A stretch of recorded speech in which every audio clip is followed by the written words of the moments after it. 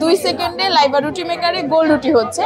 রুটি, লুচি, পরোটা, ফুচকা সবকিছুই তৈরি করতে পারবে। 2025 সালে ঢাকা আন্তর্জাতিক বাণিজ্য মেলার লাইবা রুটি মেকার স্টল থেকে বলছি, ZS 78 নম্বর স্টল।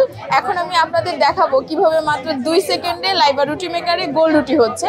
একটা আটার খামির মেকারে রেখে হালকা প্রেস করে এক হাতের উপর বডি ওয়েটটা ছেড়ে দিব। এই যে সাইড থেকে যখন 1/2 ইঞ্চি বের হবে তখন বুঝবো রুটি হয়ে গেছে। রুটি, লুচি, পরোটা, ফুচকা সবকিছুই তৈরি করতে পারবে। আমাদের হচ্ছে 4টা ফ্যামিলি মডেল আছে। 2250 হচ্ছে স্টার্টেড প্রাইস, 2250, 2650, 3250, 3500। এটা একটা ইনভেন্টর প্রোডাক্ট। ওয়ার্ল্ডে যিনি কাঠের রুটি মেকার সর্বপ্রথম আবিষ্কার করেছিলেন তার প্রোডাক্ট এটা।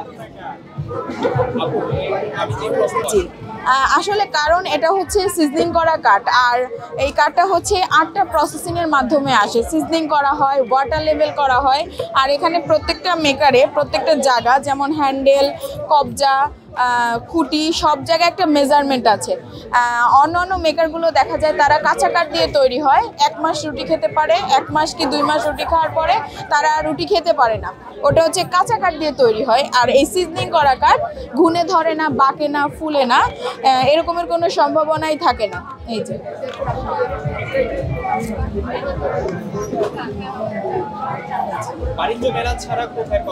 বাণিজ্য মেলা ছাড়া আমাদের অফিস এবং সেল সেন্টার হচ্ছে আগারগাঁও তালতলা পানি ট্যাঙ্কির মোড়।